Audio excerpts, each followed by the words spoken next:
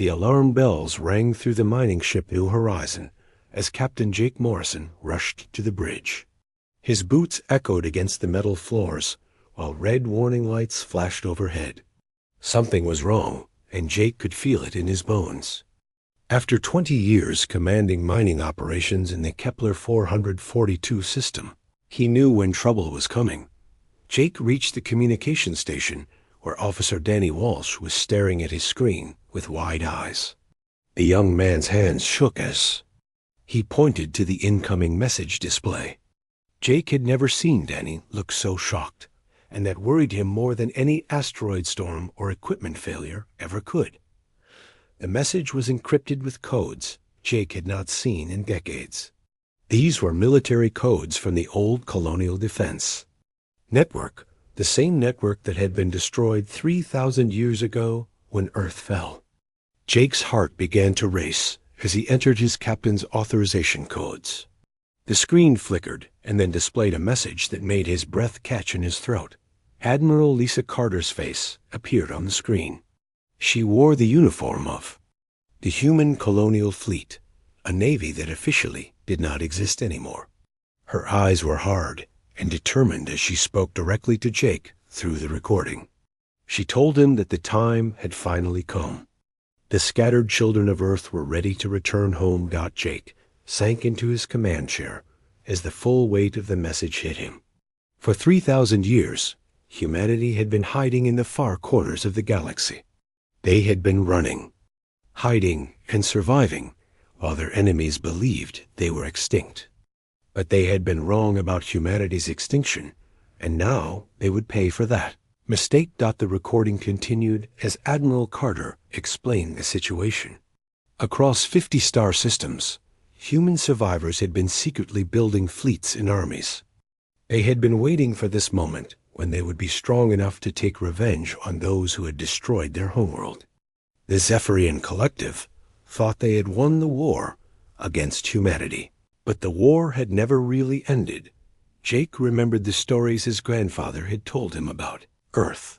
The blue planet with its white clouds and green continents had been humanity's birthplace.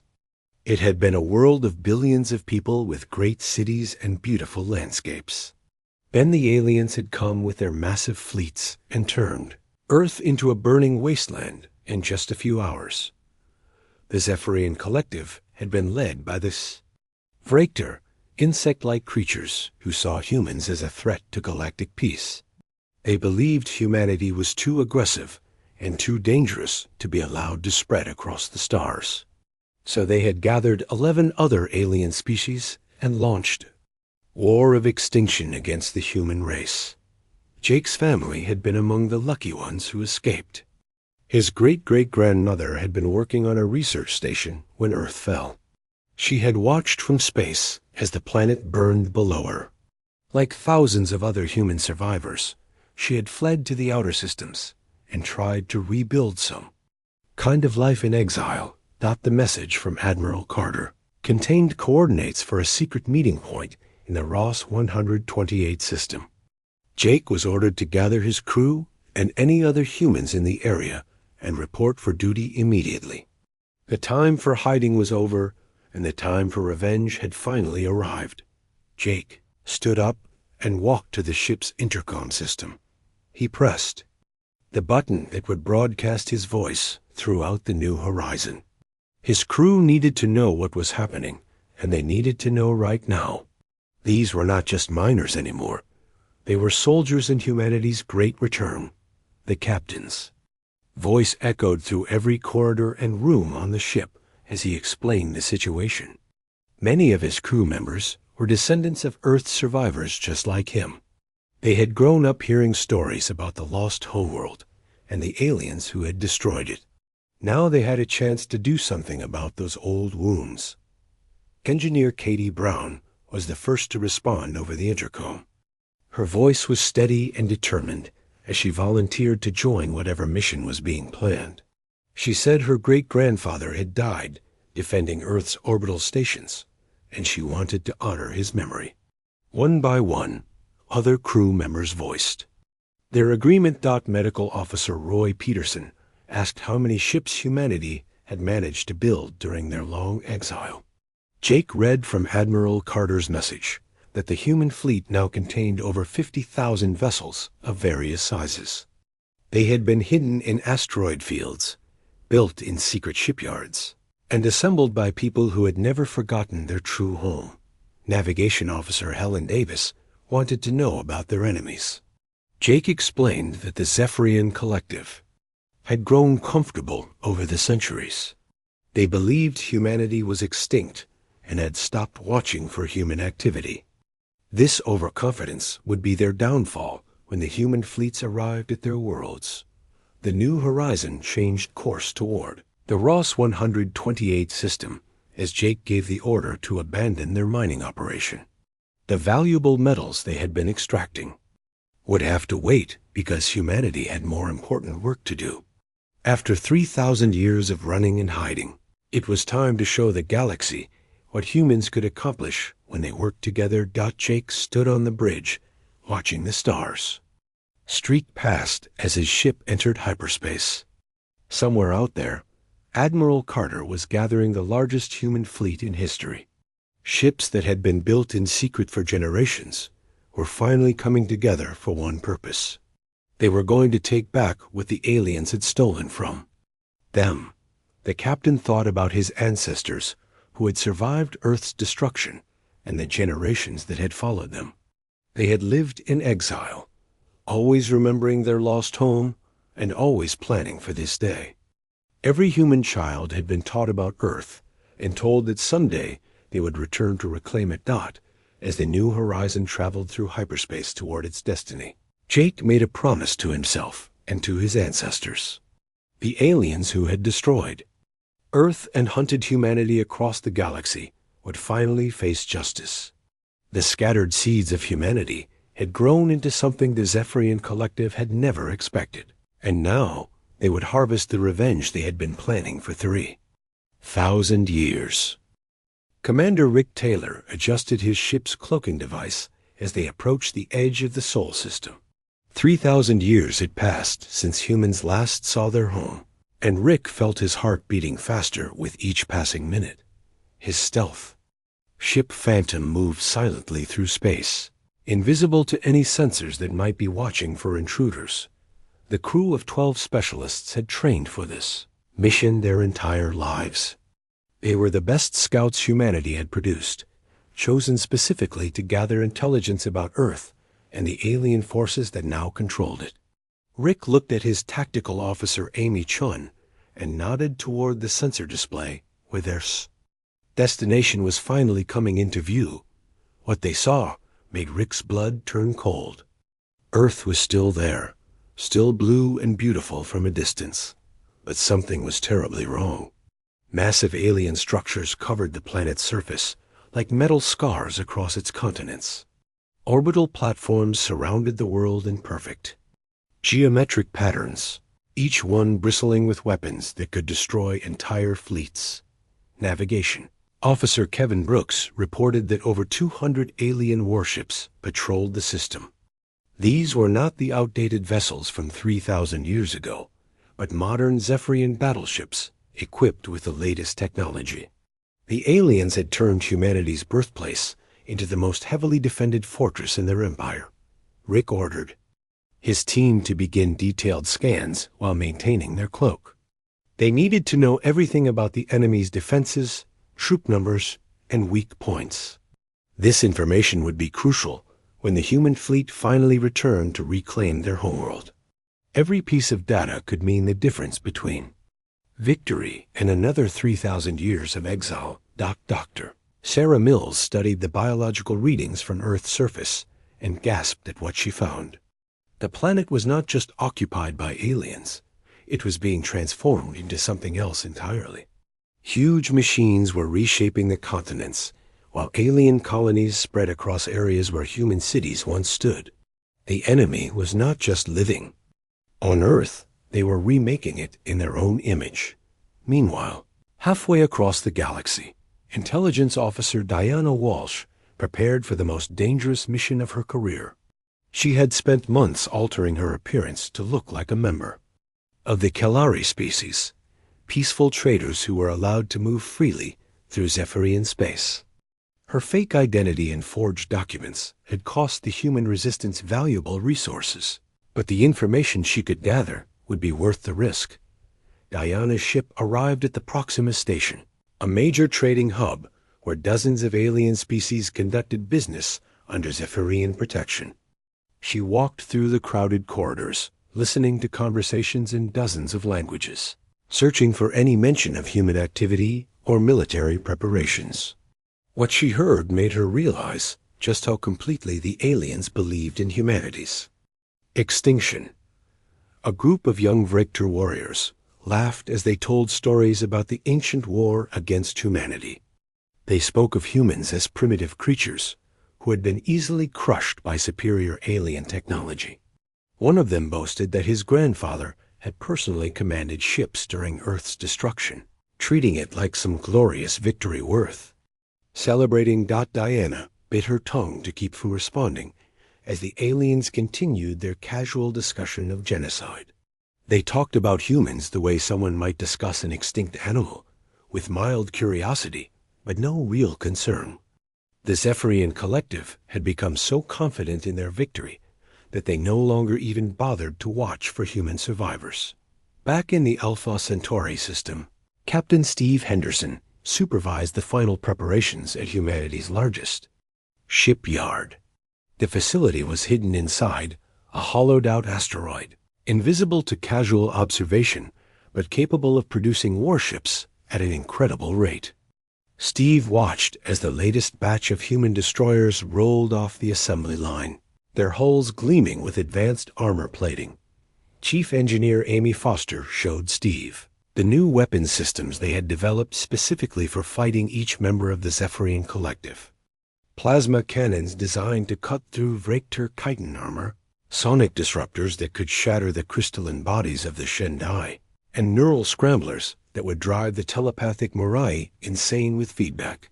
The human engineers had spent centuries studying captured alien technology and biological samples. They knew exactly how each enemy species fought, what their strengths were, and most importantly, what weaknesses could be exploited. Every human weapon had been designed to kill specific types of aliens as efficiently as possible. General Paul Jackson reviewed tactical reports in his command center on New Terra, humanity's secret military headquarters. The data coming in from reconnaissance missions painted a clear picture of their enemy's current state. The Zephyrian collective had grown soft during their long peace, more concerned with trade and politics than military readiness. Jackson's staff had developed entirely new strategies based on humanity's unique advantages. Unlike other species that fought in predictable patterns, humans would use chaos and unpredictability to confuse their enemies. They would strike without warning, retreat before counterattacks could be organized, and attack again from completely different directions. Marine Colonel Lisa Thompson watched her soldiers complete their final training exercises on the planet Haven. These warriors had been born and raised for one purpose: to take revenge on the species that had destroyed humanity's homeworld. They knew every alien weakness, every tactical doctrine, every psychological pressure point that could be used against their enemies. The Marines practiced boarding actions against mock-ups of alien ships, learning to fight in the cramped corridors and strange environments they would encounter. They trained with weapons designed to work in alien atmospheres and gravity conditions. Most importantly, they learned to show no mercy to enemies who had shown none to humanity. Thompson's troops were not just soldiers. They were instruments of vengeance shaped by 3,000 years of hatred and determination. They had studied recordings of Earth's destruction until they could recite every detail from memory. Each Marine carried photos of the homeworld they had never seen, but would soon help reclaim dot communication. Networks across human space buzzed with encrypted messages. As final preparations reached completion, ship captains received their orders, supply convoys moved to forward positions, and sleeper agents in alien territory prepared to activate. The greatest military operation in human history was about to begin, and this time there would be no mercy for those who had tried to destroy humanity. Rick Taylor's reconnaissance. Ships slipped away from the Sol system carrying the intelligence that would guide humanity's return. Earth was still there, still beautiful despite alien occupation, and soon it would be free again. The scattered children of humanity were coming home, and they brought with them the fury of 3,000 years. Admiral Lisa Carter stood on the bridge of her flagship Terra's Vengeance as the massive human fleet prepared to exit hyperspace. Around her, 50,000 ships waited in perfect formation for the signal that would begin humanity's revenge. 3,000 years of planning and preparation had led to this single moment when the scattered children of Earth would announce the return to the galaxy. The countdown reached 0, and space erupted with the fury of human determination. Thousands of warships materialized simultaneously across 12 different star systems, their weapons already charging as they emerged from hyperspace. The element of surprise was complete as Zephyrian defenders scrambled to understand what was happening to their peaceful empire. Captain Roy Mitchell commanded the assault on Kepler 186, a major Vector colony world that served as a military training center for young alien warriors. His battle group of 800 ships moved with precision that terrified the defending aliens. The Vector had never seen coordination like this, with human vessels acting like parts of a single massive organism. The alien defenders tried to respond using their traditional tactics of individual combat prowess and personal glory. Each Vector ship fought alone, trying to prove the superiority of its pilot through single combat with human vessels. But the humans had learned different lessons during their long exile, and they fought as a unified swarm that overwhelmed. Isolated alien ships before they could call for help. Mitchell watched his tactical display as human fighters swarmed around alien battleships like angry wasps. The Vector ships were larger and more heavily armed, but they could not target the smaller human craft fast enough to prevent devastating torpedo strikes. One by one, the proud alien warships exploded in brilliant flashes of light that illuminated the faces of grinning human pilots. Communications officer Beth Clark intercepted panicked transmissions from alien commanders across the battle zone. The enemy could not believe what they were seeing as reports poured in from 12 different systems under simultaneous attack. For 3,000 years, the Zephyrian collective had lived in peace, never imagining that humanity's survivors had been watching and planning in the darkness between stars. The aliens had grown soft during their long period of dominance, fighting only small conflicts with primitive species that posed no real threat. They had never faced an enemy like humanity, a species that had learned to weaponize hatred and turn suffering into strength. Every human ship carried crews who had been raised on stories of Earth's destruction and trained to channel that pain into deadly effectiveness. Commander Gary White led boarding parties onto captured Vector vessels, his Marines moving through alien corridors with terrifying efficiency. The insectoid defenders had never encountered humans in close combat and were unprepared for their ferocity. Human warriors fought with a combination of advanced technology and primal fury that left alien survivors cowering in their own ships. The Marines showed no mercy to enemies, who had shown none to humanity 3,000 years earlier. They interrogated captured aliens not for military intelligence, but to send a message throughout the galaxy. The extinct humans had returned, and they remembered every crime committed against their species during the long years of exile and suffering. On the planet's surface, human ground forces landed in massive dropships that darkened the alien sky. General Sandra Lewis coordinated the invasion from her command ship, watching as her troops secured strategic positions with mechanical precision. These soldiers had trained their entire lives for this moment, and they moved across alien terrain like a plague of vengeance. The Vector ground defenders tried to rally their forces for a counterattack, but they were fighting an enemy unlike anything in their military doctrine. Humans did not fight for territory or resources like other species. They fought to win completely and utterly. Every human soldier carried personal motivation that no alien could understand or counter.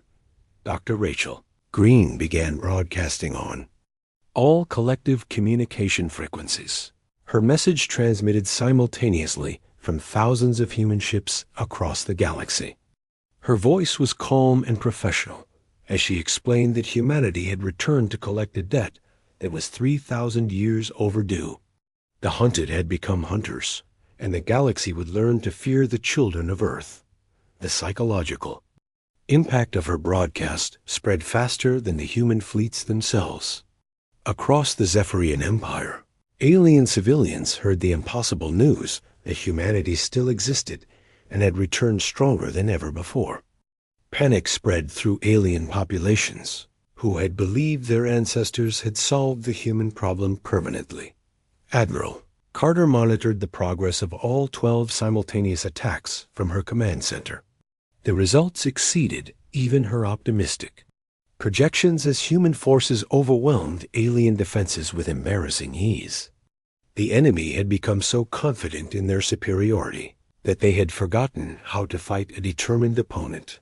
The Battle of Kepler 186 ended with complete human victory as the last Vector defenders surrendered rather than face annihilation. Captain Mitchell accepted their surrender, but made it clear that mercy was a privilege that would have to be earned through cooperation. The aliens who had once hunted humanity across the stars were now prisoners of their former victims. Similar victories occurred across all 12 target systems as human forces demonstrated their evolution from desperate refugees to apex predators. The ships that had once fled from alien pursuers now hunted their former oppressors with scientific precision. Every tactical doctrine had been designed to exploit specific alien weaknesses discovered during the long years of observation and planning. News of the coordinated attacks reached the collective's capital within hours, carried by the few alien survivors who managed to escape the human onslaught.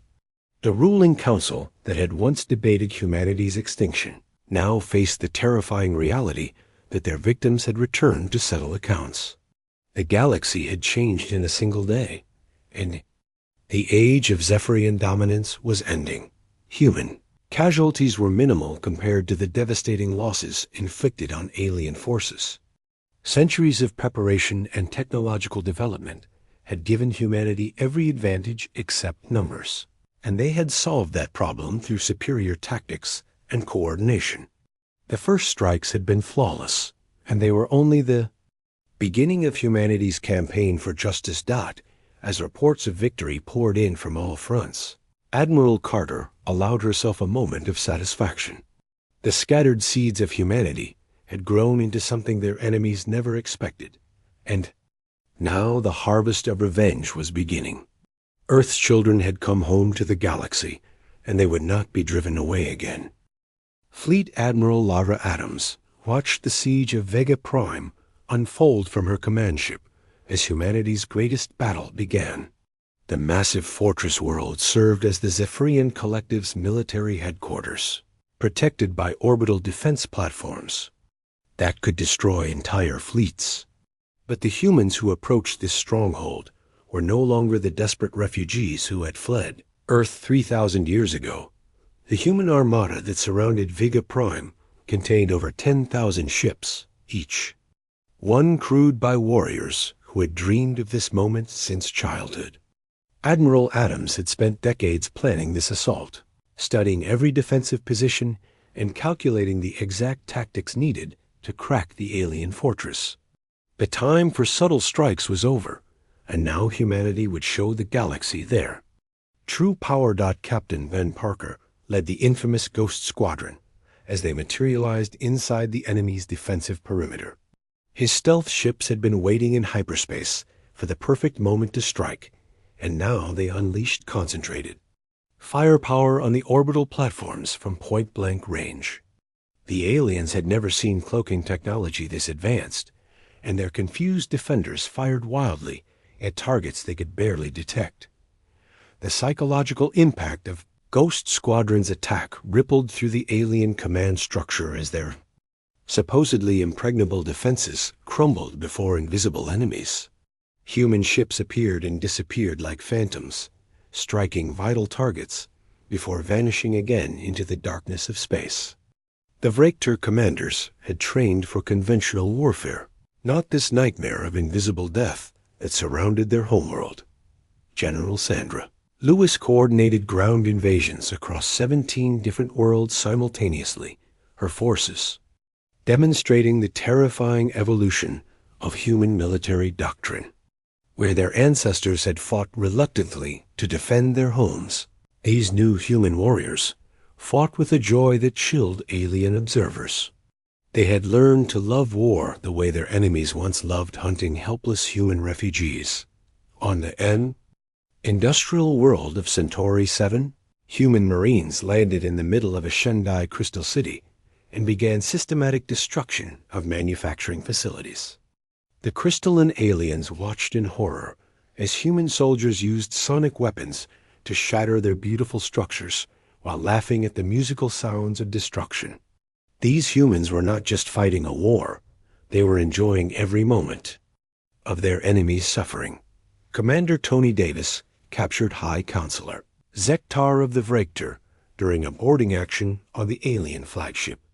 The proud insectoid leader who had once commanded genocide against humanity now found himself chained in a human interrogation chamber, facing questions from creatures he had believed extinct.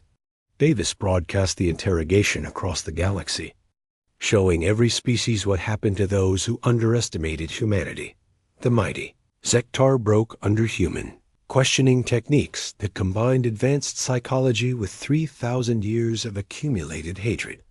The alien warrior, who had never shown fear in battle, now begged for mercy from the children of the species he had tried to exterminate.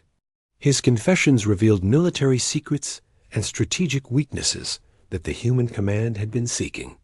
For centuries, Intelligence Director Helen Brown revealed humanity's greatest weapon as the siege of Vega Prime continued.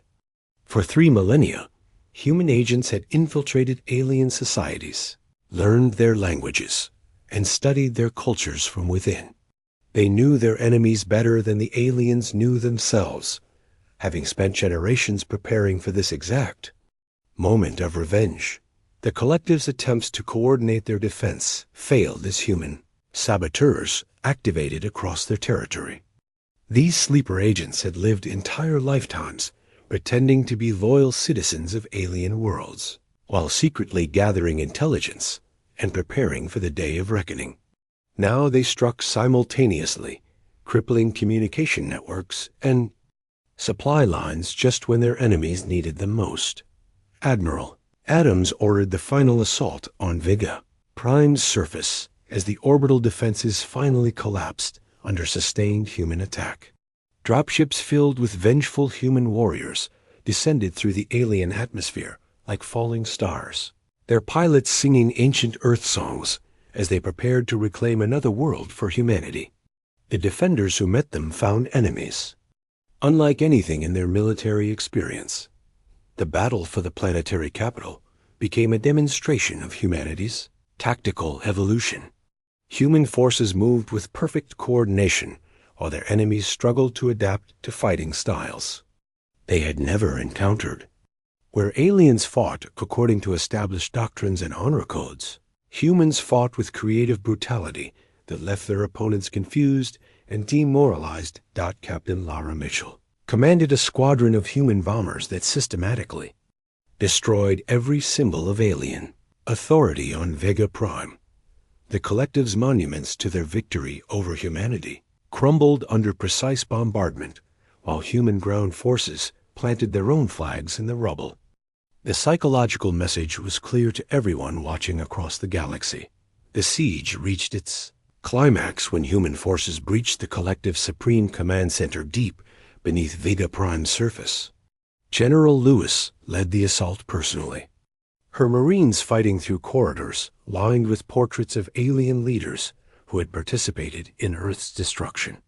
Each painting was methodically destroyed as the humans advanced toward their final objective. Communication intercepts revealed. Panic spreading throughout the remaining collective territories as news of Vega Prime's fall reached alien populations. Worlds that had never seen human ships began surrendering without fighting, their leaders preferring occupation to the total destruction they had witnessed on other planets. Humanity's reputation for ruthless efficiency was spreading faster than their actual fleets. The capture of Vega Prime marked the turning point of the war as alien resistance began collapsing across multiple sectors. Species that had once hunted humans with casual cruelty now fled before the advancing human armadas, abandoning their colonies and military bases rather than face the wrath of their former victims. The hunters had truly become the hunted. Admiral Adams stood in the ruins of the Collective's war room where alien leaders had once planned humanity's extinction. The irony was not lost on her as she established the human command center in the same location where their enemies had celebrated Earth's destruction 3,000 years earlier. The tables had turned completely, and now it was humanity's turn to decide which species would survive.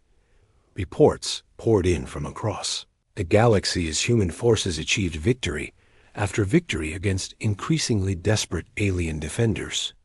The Zephyrian Collective's empire was crumbling as species after species either surrendered or fled rather than face the systematic destruction that awaited those who resisted. The tide of war had turned decisively in humanity's favor, and soon they would be ready for the final assault on their ultimate prize. Admiral Lisa Carter spoke into the communication system that would broadcast her words to every human ship in the greatest fleet ever assembled.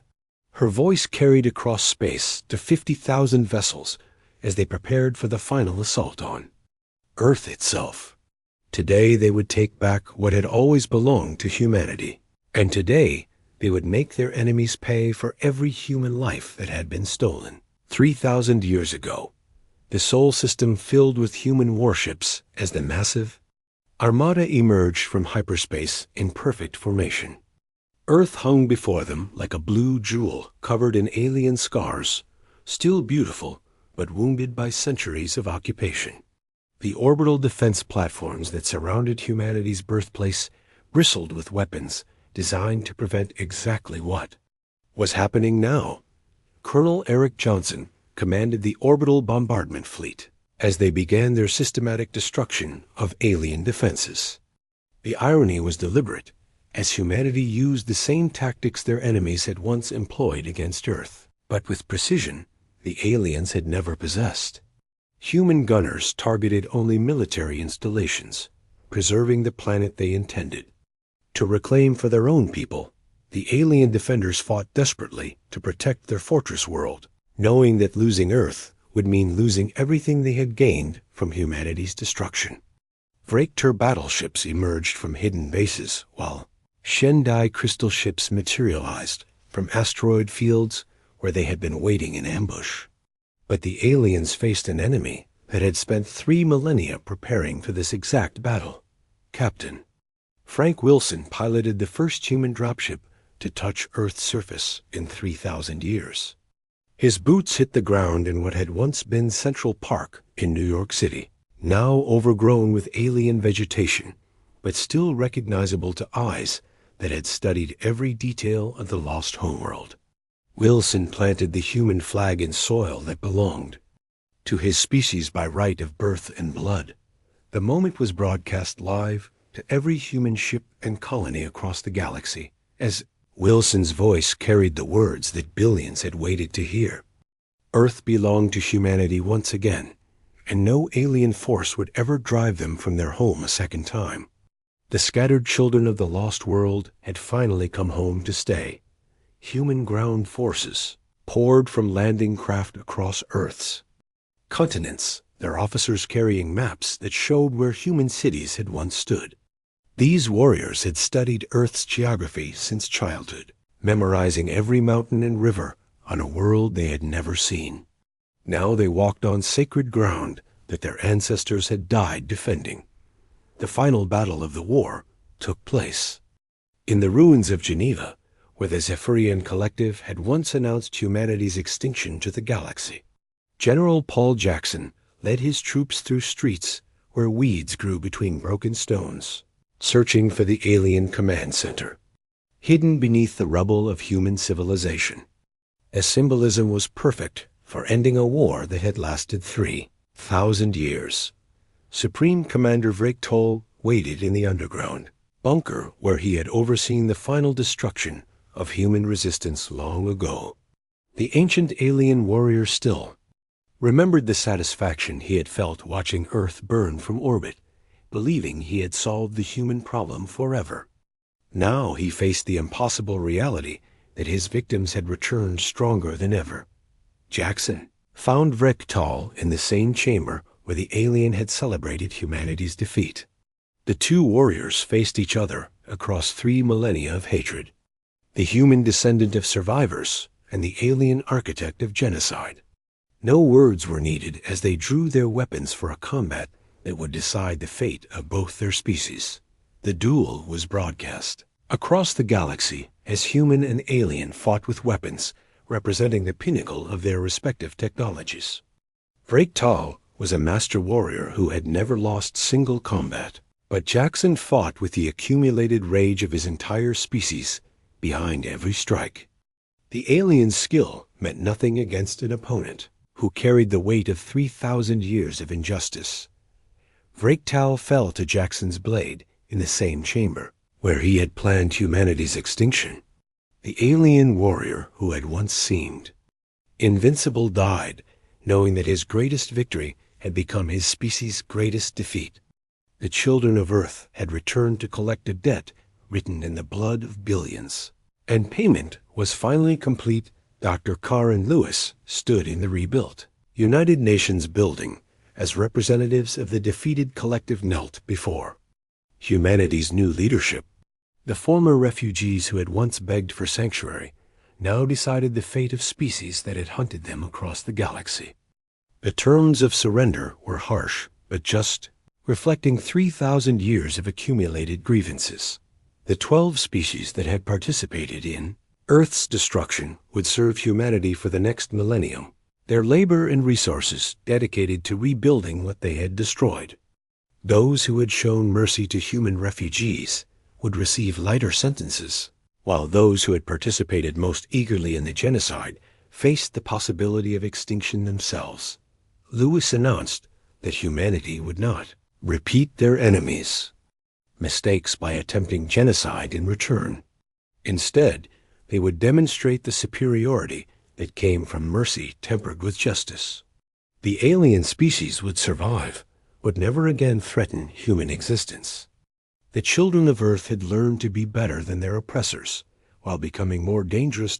Admiral Carter walked through the ruins of Washington, D.C., where alien structures were already being torn down to make room for human rebuilding. Engineers who had designed cities among distant stars now planned the resurrection of Earth's great metropolises. The world that had been humanity's cradle would become the capital of their new galactic empire. Human children born in exile took their first steps on Earth's soil, their parents weeping as they watched the next generation discover the world their grandparents had lost. Schools were built where alien monuments had stood, and gardens were planted where victory celebrations had once taken place. The healing of both the planet and its people had finally begun. Captain Jake Morrison stood in the mountains of Colorado, where his great-great-grandmother had been born before Earth's fall. He watched human children play in fields where alien invaders had once marched in triumph, knowing that never again would humanity be caught unprepared. The scattered seeds had grown into something stronger than their enemies had ever imagined. This galaxy now understood a fundamental truth about humanity that the Zephyrian Collective had learned too late. Humans could be driven from their homes, scattered across the stars, and hunted to the edge of extinction. But they could not be broken, and when they returned, they brought with them patience measured in millennia and determination that could move worlds. The age of human dominance had begun, built on the foundation of their enemy's greatest mistake.